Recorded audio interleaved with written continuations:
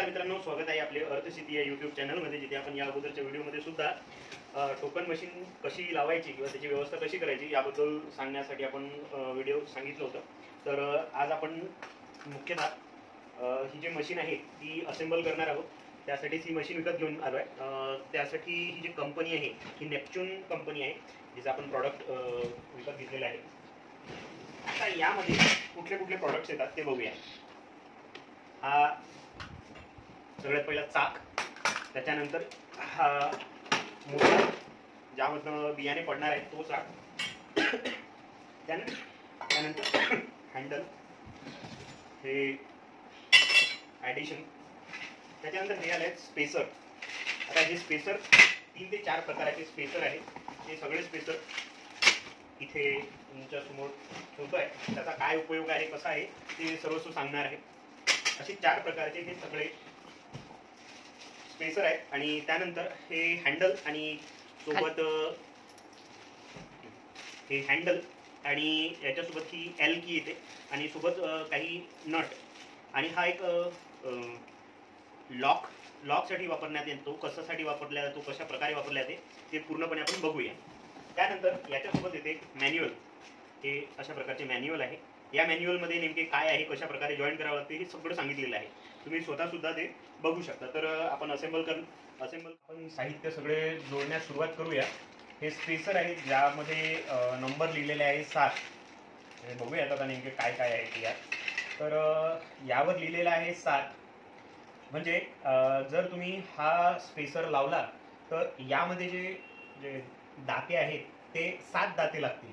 तर अशा प्रकारे ही व्यवस्था लागणार आहे. आता या स्पेसरचा वापर केला तर 7 लागतील. आणि अजून दुसरे आहेत, जसा हा छोटा आहे तर हे जर वापरले तर 10 दाते लागतील. जसे तुम्ही इथे बघू शकता,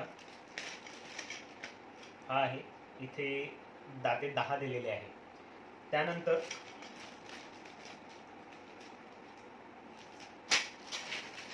यामध्ये यांनी स्प्रिंग सुद्धा दिलेले आहेत. आता ही स्प्रिंग कशासाठी आहे, काय आहे ते सर्व संपूर्णपणे सांगणार आहे. हे 2 स्प्रिंग आहेत आणि हे जे स्पेसर आहे हे स्पेसर सुद्धा 8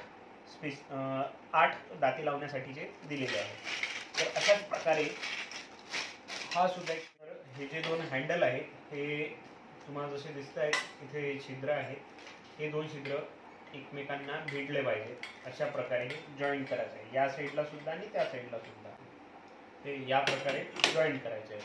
आता यासाठी यांनी काही नट दिलेले आहेत. त्या नटांचा हे 2 नट लावावे लागतील.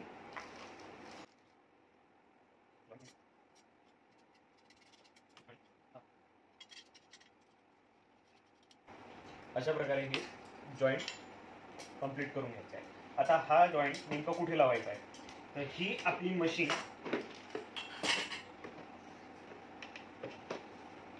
मशीन, या मशीनला इथे एक स्लॉट दिलाय या स्लॉटमध्ये. आणि या स्लॉटमध्ये आपल्याला हा जो हँडल आहे ते हँडल लावायचे आहे. आता ते कसे लावायचे ते पण बघूया. तर ही ज्या कंपनीचं प्रॉडक्ट आहे त्या कंपनीच्या प्रॉडक्टने आपल्याला काय काय दिलं आहे ते बघूया.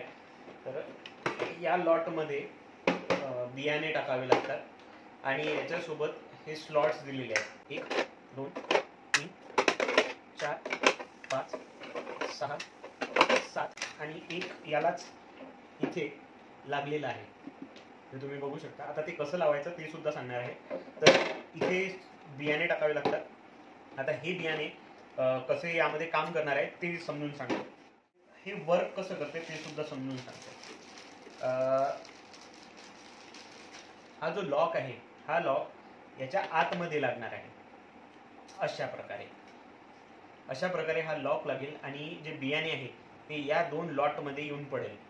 म्हणजे असं जेव्हा बियाणा इथे पडेल तेव्हा 3 बियाणे पाहिजे, 2 बियाणे पाहिजे, आपल्या बियाण्यांच्या आकारानुसार. आता तुरीचे आपल्याला बियाणे एकासोबत 3 ते 4 पेरायचे किंवा 2 ते 3 पेरायचे, तर त्यानुसार जो आकारमान आहे तुम्ही ठरवून घ्या. तुमची जे बियाणे आहे कशा प्रकारचे आहे त्यानुसार तुम्ही यामधला आकार सिलेक्ट करू शकता. हा लॉक आपल्याला इथे जे सेटिंग आहे ती ठरवते की कशा प्रकारे हे लॉक होणार आहे. आता याला एकदा हे जे हँडल आहे हे हँडल लागले की ही मशीन सुरुवात झाली. तर आपण हे हँडल लावायसाठी या साईडला आणि तसेच दुसऱ्या साईडला सुद्धा जागा दिलेल्या असतात. इथे दिलेले जे नट आहे हे नट आपल्याला ढिले करून घ्यायचे आहे, जेणेकरून हा जो रॉड आहे, जो हँडल आहे ते हँडल व्यवस्थित जाईल. तर हे हँडल आपण लावायचा प्रयत्न करूया की व्यवस्थित जात आहे की नाही जात आहे. ओके, तर अशा प्रकारे हे हँडल गेलेले आहे. आता या हँडलला आपल्याला फिट करून घ्यायचं आहे. कुणीही तुमचा म्हणजे साधारण व्यक्ती सुद्धा हे हँडल आरामात फिट करून घेऊ शकते. यासाठी काही खूप टेक्निशियन असायला हवं किंवा खूप जास्त काही गोष्टींचं ज्ञान असायला हवं असं काही आहे नाही. अगदी इझी गोईंग आहे, जास्त काही डोक्याला ताप नाही आहे. अशाच प्रकारे या साईडचं सुद्धा मी एका हातानेच हा पूर्ण हँडल करू शकत आहे. तर जे माझ्यापेक्षाही जास्त अनुभवी शेतकरी आहे ते किंवा प्रयोगशील शेतकरी आहे हे आरामात या सगळ्या गोष्टींना हँडल करू शकतात. तर हा झाला आपला. अशा प्रकारे हा जो मशीन आहे ही मशीन लोटायसाठी रेडी झाली, परंतु पूर्ण रेडी झालेली नाही. याला आपल्याला चाक लावायचं. आता ते चाक कसं लावायचं आहे, हे जे दोन आपल्याला स्प्रिंग दिलेले आहेत या स्प्रिंगचा वापर आता आपल्याला इथे करायचा आहे.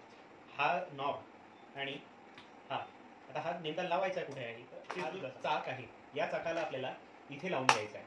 आता याची पोझिशन कशी असायला पाहिजे, याची पोझिशन या प्रकारे असायला पाहिजे. आणि जेव्हा आपण वापरणार आहोत तर यामध्ये आपल्याला रेती भरून घ्यायची आहे. यामध्ये रेती भरून घ्यायची जेणेकरून याचं वजन पडेल अशा एवढं मटेरियल यामध्ये टाकायचं आहे. रेती गिट्टी जे तुम्हाला व्यवस्थित वाटेल त्या प्रकारे तुम्हाला यामध्ये मटेरियल टाकून घ्यायचं. आता ही जे चाक आहे हे लावायचं कसं, तुम्ही हे बघू शकता. इथे वापर करायचा आहे अशा प्रकारे. हे दोन्ही नट आपल्याला अशा प्रकारे लावून घ्यायचे आहे, ज्यामुळे तुमचा जो हँडल आहे या मशीनचा हँडल तो व्यवस्थित लागून जातो.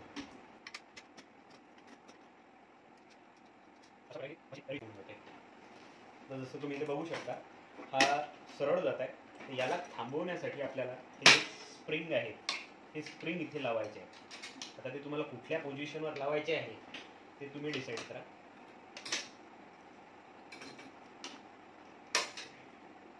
अशा प्रकारे हा वर्क करेल. असंच हे जे स्प्रिंग आहे ते दुसऱ्या साईडला लावून घ्यायचे आहे. हे मी स्वतः एकटंच करू शकत आहे, तर 100% तुम्ही सुद्धा हे जर विकत घेतली तर तुम्ही हे मॅनेज करू शकता. तर अशा प्रकारे ही झाली मशीन तयार पेरणीसाठी. आता ही मशीन पेरणीसाठी रेडी झाल्याच्या नंतर या कप्प्यात आपल्याला बियाणे टाकायचे. 2 किलो बियाणे यामध्ये चालले जाते आणि हे बियाणे कशा प्रकारे वर्क करते, ही मशीन कशा प्रकारे वर्क करते ते समजून सांगते. हा जो खटका आहे हा खटका या स्प्रिंगला दाबतो आणि याचे हे जे तोंड आहे याचे हे जे तोंड आहे ते तोंड असं ओपन होते आणि यामधनं दाना बाहेर पडतो आणि जसा दाना पडला की हे लॉक होऊन जाते. तर अशा प्रकारे हे वर्क करतं. तर आता सगळ्यात महत्त्वाचं म्हणजे यामध्ये जे बियाण्यांची सेटिंग आहे ती कशी करावी, या मशीनमध्ये यांनी एक उपाय सुचवलेला आहे. जर तुम्हाला 6 इंचावर करायचं असेल तर ही सेटिंग अगदी बरोबर आहे.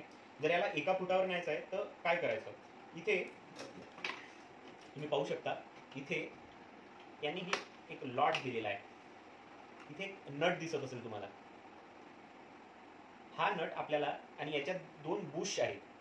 हे बुश काढले की हा जो स्प्रिंग आहे हा स्प्रिंग मूव्ह होत नाही.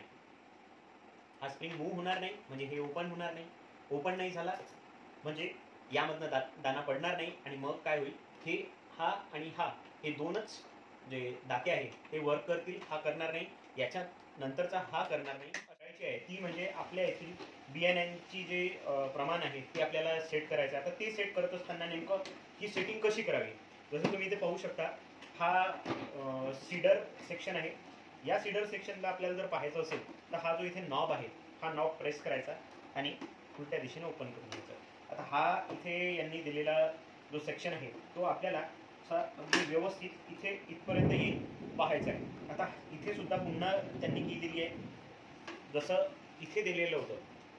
हा जो पॅनल आहे हा ओपन करायसाठी यांनी ही की दिली होती, ती की प्रेस करावी लागते आणि त्यानंतर अशा प्रकारे मूव्ह करावं लागते. जसं आपल्या झाकण राहते त्या प्रकारेच. तर हे असं मूव केलं की हा ओपन होऊन जाते. हा झाला एक सेक्शन, हा प्रोटेक्टर आहे. त्याच्यानंतर ही त्याच्यावर पुन्हा एक आपण ही जी सीडिंग सेक्शन आहे, म्हणजे जो नंबर ऑफ सीड्स किती वापरायचे आहे त्या सीड्सचा हा एक सेक्शन आहे. आता हा सेक्शन वापरत असताना जर तुम्ही पाहू शकता, हा आपल्याला कामाचा आहे. इथे दोन जे हे लॉट दिसत आहे, दोन पॅरलल अँगल, हे यामध्येच आपल्याला हा जो सीडर सेक्शन आहे तो काढायचा आहे. आता तो अलगदपणे काढायचा. आम्ही या अगोदर ट्रायल घेतला होता, जसं तुम्ही इथे पाहू शकता. हा तुरीचा दाणा आम्ही टाकून पाहिला होता, तर एकासोबत किती दाणे पेरल्या जाऊ शकते, तर आम्ही 3 दाण्यांची सेटिंग केली होती. आता जसं या अगोदर मी तुम्हाला सांगितलं होतं ही लॉक आहे, हा लॉक आपल्याला यामध्ये ठेवावा लागतो. आता ही लॉकिंग कशी काम करते, जसं तुम्ही इथे पाहू शकता, इथे यांनी एक पॅसेज दिला आहे. हा पॅसेज या लॉकसाठीच आहे, म्हणजे ही जी सेटिंग आहे ती अगदी व्यवस्थित बसली पाहिजे. त्याच्यानंतर याचे जे होल्स आहेत ते सुद्धा स्पेसिफिक त्यांनी दिलेली आहे. हा चपटा जो जी कांडी आली आहे ही, या चपट्या कांडीमध्येच हा चपटा होल बसला पाहिजे. आणि ही जे लॉक आहे, हे लॉक सुद्धा या जागेतच गेले पाहिजे, अशी सेटिंग त्यांनी करून दिलेली आहे. तर आपण ही 3 दाण्यांसाठीची सेटिंग करत आहोत. तर 3 दाण्यांसाठी आपल्याला ही सेटिंग अगदी व्यवस्थित पद्धतीने ठेवायची आहे. जसं तुम्ही इथे पाहू शकता, मी याला सेट करण्याचा प्रयत्न करत आहे.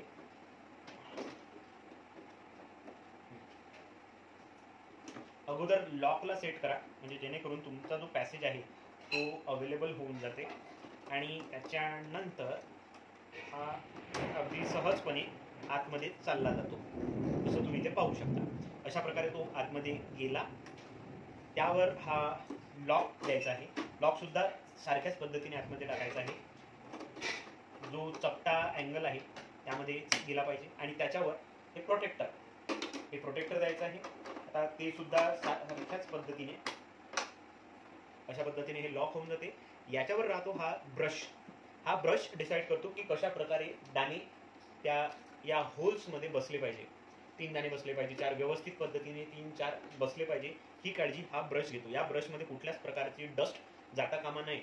दाणे जेव्हाही तुम्ही वापरतात ते अगदी व्यवस्थित पद्धतीने साफ केलेले दाणे, म्हणजे माती नसलेला प्रकार, धूळ नसलेला प्रकार बघा. जास्त तुम्हाला याचा फायदा होईल, म्हणजे ही लॉंग ड्युरेशनसाठी चालेल. नाही तर काय 2 वर्षात 3 वर्षात सुद्धा खराब होण्यात ही दाट गॅरंटी आहे. या ब्रशमुळे सुद्धा मोठ्या प्रमाणात या मशीन खराब झालेल्या दिसून आल्या आहे. त्याच्यानंतर हा लॉक पुन्हा लावून द्यायचा आहे, जसं तुम्ही इथे पाहू शकता. ही झाली सेटिंग. आता आपल्याला जर सोयाबीनची सेटिंग करायची आहे, एका ठिकाणी 2 दाणे पाहिजे, तर हा वापरू शकतो. तुरीसाठी वापरायचं आहे, एका ठिकाणी 2 दाणे पाहिजे, तर ही सेटिंग वापरू शकतो. किंवा त्यापेक्षाही कमी जर एकच दाणा वापरायचा आहे तर ही सेटिंग आपण वापरू शकतो. तर अशा भरपूर प्रकारचे आपले, म्हणजे आता जर मका जर वापरायचा आहे तर ही विविध प्रकारचे बियाणे आहेत, त्यांच्यानुसार इथे सेटिंग अवेलेबल करून दिलेली आहे. ही तुम्ही सेटिंग पाहू शकता. आपल्या गरजेनुसार त्यांनी ही सेटिंग तयार करून दिलेली आहे.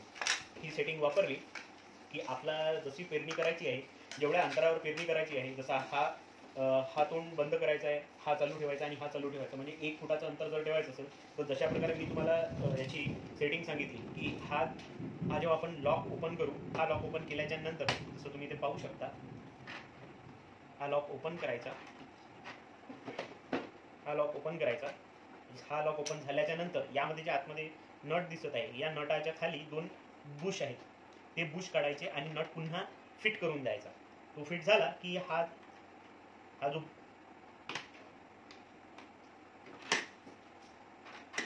आटा आहे हा निघणार आहे. आता हे जेव्हा स्पेसर आहेत, हे स्पेसर जर लावायचे झाले तर कसे लावायचे, हा जो वरचा प्रोटेक्टर आहे तो प्रोटेक्टर काढावा लागतो. आणि हा प्रोटेक्टर काढल्याच्या नंतर हा जो सेक्शन आहे हा सेक्शन रिमूव्ह करावा लागतो. आता हा सेक्शन रिमूव्ह करत असताना हे जे नट आहेत, हे नट आणि अजून याच्या खाली सुद्धा एक नट आहे, असे 2 नट आपल्याला काढावे लागतात आणि हा रिमूव्ह करावा लागतो. आता हा नेमका रिमूव्ह कसा करायचा, तर याला एक प्रॉपर जागा दिलेली आहे की कुठून तुम्ही हे रिमूव्ह करू शकता. जसे हे तर इथे त्यांनी दिलेली आहे डिसेंबलिंग पॉईंटवरनंच आपण कुठलाही दाता काढू शकतो किंवा स्पेसर टाकू शकतो. जसा इथे यांनी दिलेला आहे, इथे ॲरो दिलेला आहे, हाच ॲरो आपल्याला बघायचा आहे. या ॲरोवरनं डिसेंबलिंग होतं. हा जेव्हा वरचा सेक्शन निघेल, आता हा थोडा त्रास देतो निघायसाठी, नवीन आहे त्यामुळे थोडा वेळ घेईल, तर हा सेक्शन काढला की याचे खाली जे 2 नट आहे, हा इथे एक नट आहे आणि जसा तुम्ही इथे बघू शकता हा एक नट आहे. हा नट आणि याच्या खालचा नट आपल्याला काढायचा आहे. हा सेक्शन रिमूव्ह झाला की हा पूर्ण दाता बाहेर निघेल आणि त्याच्यानंतर जेही दाते निघायचे ते एका मागे म्हणजे हा निघेल, त्याच्यानंतर हा असे एकामागे एक असे रिमूव्ह होत जाईल. तर अशा पद्धतीने आपल्याला यांना रिमूव्ह करायचे आहे. तर ही आहे प्रोसिजर, कशा प्रकारे आपल्याला यांना काम करून घ्यायचे किंवा अंतर कसे ठेवायचे याबद्दलची. तुम्हाला अधिक माहिती हवी असल्यास आपल्या अर्थशेती यूट्यूब चॅनलला सबस्क्राईब जरूर करा आणि काही प्रश्न असल्यास कमेंट करा, आम्ही उत्तर देण्याचा प्रयत्न करू. धन्यवाद.